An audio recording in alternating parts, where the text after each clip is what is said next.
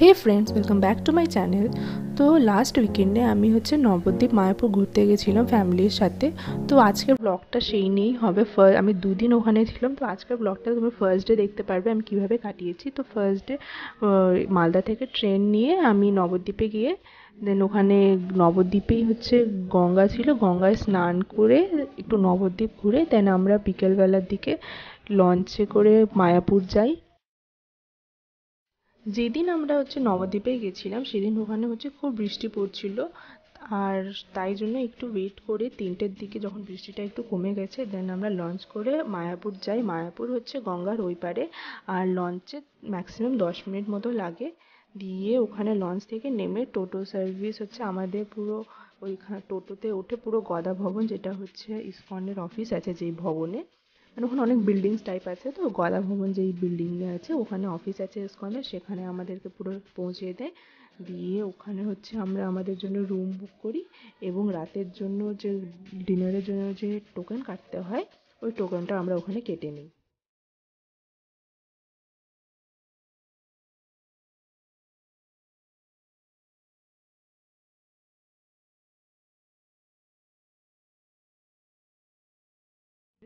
So 3টের দিকে মায়াপুরে এসে রুমে চেক ইন করে একটু ফ্রেশ হয়ে আবার বেরিয়ে পড়েছি পুরো ইসকন এরিয়াটা ঘুরতে। আর এখন বাজে বিকেল 5টা, আর 6টার থেকে সন্ধ্যা আরতি শুরু হবে মন্দিরে। তো তাই ভাবলাম যে 1 ঘন্টা এখনও টাইম আছে, তো 1 ঘন্টা আশেপাশে একটু ঘুরে নিই। তো তাই জন্য এখানে ইসকনের ভেতরে এখানে টোটো পাওয়া যায়, ওটাতেই করে আমরা পুরো ঘুরে নিয়েছি। আর তোমরা যেহেতু সবাই জানো যে মায়াপুর ইসকন ওয়ার্ল্ডের লার্জেস্ট ইসকন, আর এটাই ইসকনের হেডকোয়ার্টার। তো এরিয়াটা বিশাল বড়, তো আমরা 1 ঘন্টায় পুরোটা শেষ করতে পারিনি। আর আমার বাবাও মানে এখান থেকে বাবার অফিস থেকে খোঁজ নিয়ে গেছে যে এখানে একটা জায়গায় খুব ভালো দই পাওয়া যায়, তো আমরা ওই পার্টটাই একটু ঘুরে নিলাম, মানে half of the area cover করেছি ওই 1 ঘন্টায়। তো আমরা এখন যাচ্ছি গৌশালার দিকে। তো গৌশালা যাওয়ার রাস্তায় অনেক কিছু দেখার মতো ছিল, তো ওইগুলো নিয়ে আমাদের ট্যুরিস্ট দেখিয়ে দিচ্ছিল। আর হ্যাঁ, একটা কথা বলি যে মায়াপুরের মধ্যে আমাদের ট্যুরিস্ট বলে কিছু নেই, কিন্তু কি এখানে মানে টোটো আছে, টোটো সার্ভিস, মানে ওগুলো আলাদা একটু টোটো ইয়েলো কালারের, আর ওরাই মেনলি ট্যুরিস্ট হিসেবে এখানে আছে, ওরাই আশেপাশে তোমাদেরকে ঘুরিয়ে দেবে।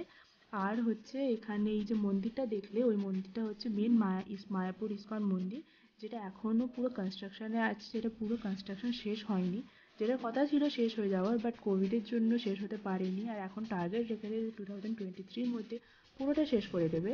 তো এই তো আমরা যাচ্ছি এই রাস্তা দিয়ে এখন গৌশালার দিকে, তোমাদেরও দেখাবো চলো। এই আশেপাশে যতদূর অবধি দেখতে পাচ্ছ সব ইসকনের এরিয়া, আর দেখো পুরো জায়গাগুলো কি সুন্দর, পুরো যেরকম আমরা ড্রয়িং বুকে দেখি পুরো ওরকম, এত সুন্দর লাগছে দেখতে। আর এই যে চলে এসেছি আমরা গোশালায়। হ্যাঁ, যেমনটা তোমরা বুঝতেই পারছো যে এখানে প্রচুর গরু বাছুর আছে। তো হ্যাঁ, এখানে প্রচুর গরু বাছুর আছে, আর এই যে নিচে যে দোকানটা দেখতে পাচ্ছ এখানে অনেক রকমের দুধের জিনিস পাওয়া যায়, খেতে দারুণই। এখানে দেখো প্রচুর গরু আছে, আর মানে গরুদের শিং দেখো কত বড় বড়, দেখে সত্যি ভয় লাগছিল, বাট দেখো কি সুন্দর লাগছে এত গরু এইভাবে, মানে পুরো এরিয়া মানে আশেপাশে এনভায়রনমেন্টটা এত ভালো লাগছিল, পুরো মনে হচ্ছে যে গ্রামেই চলে এসেছি, খুব ভালো লাগছিল। তো দেখো,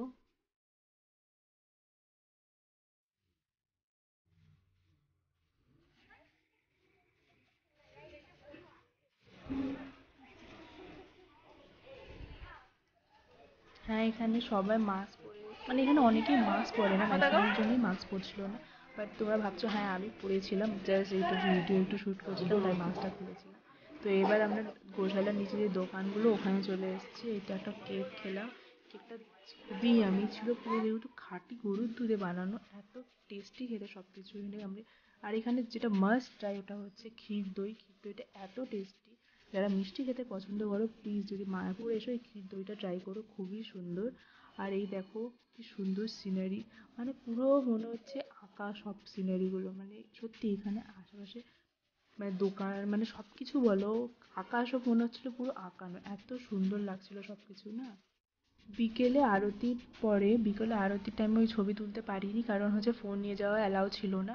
তো বিকেলে আর সন্ধ্যা আরতির পরে হচ্ছে এখানে একটা গিফট শপ আছে, মানে ইসকনের ক্যাম্পাসের ভেতরে একটা গিফট শপ আছে, ওখানে আমরা চলে এসেছি। মানে ওখানে হচ্ছে সব ইসকন রিলেটেডই জিনিস ছিল, আর কিন্তু খুব সুন্দর জিনিস ছিল, মানে পছন্দ হবেই। আর এই দেখো এই গিফট শপের সামনে মানে সব কিছু এত সুন্দর লাগছিল, আর এরিয়াটা এত বড় যে মানে এইবার ঘুরে তো আমি শেষ করতে পারিনি, আর পুরো কমপ্লিট করতে আমি আর একবার অবশ্যই যাব। এবার একটু আশেপাশে আবার ঘুরে এবার হচ্ছে আমরা ডিনারের দিকে যাচ্ছি।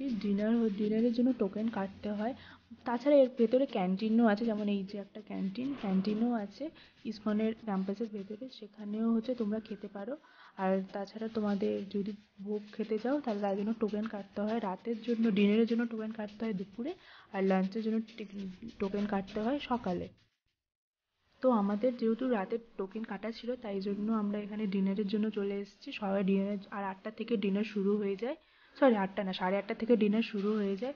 তো এখানে আমরা এই তো দেখো ডিনারের জায়গাটা এত সুন্দর, এরকম অনেক জায়গায় দেখেছি, মানে এরকম টাইপের, যেমন বেলুড়ের রামকৃষ্ণ মিশনেও দেখেছি এরকম টাইপের, এইভাবে খেতে দেয়। এই জায়গায় ইচ টাইমে হচ্ছে অ্যাপ্রক্সিমেটলি 1000 জন খেতে পারবে। আর এই না যে এটা মানে কোভিডের জন্য সেফ নেই, পুরো সব কিছু মেনটেন করা হয়, প্রত্যেক টাইমে পরিষ্কার করা হয়।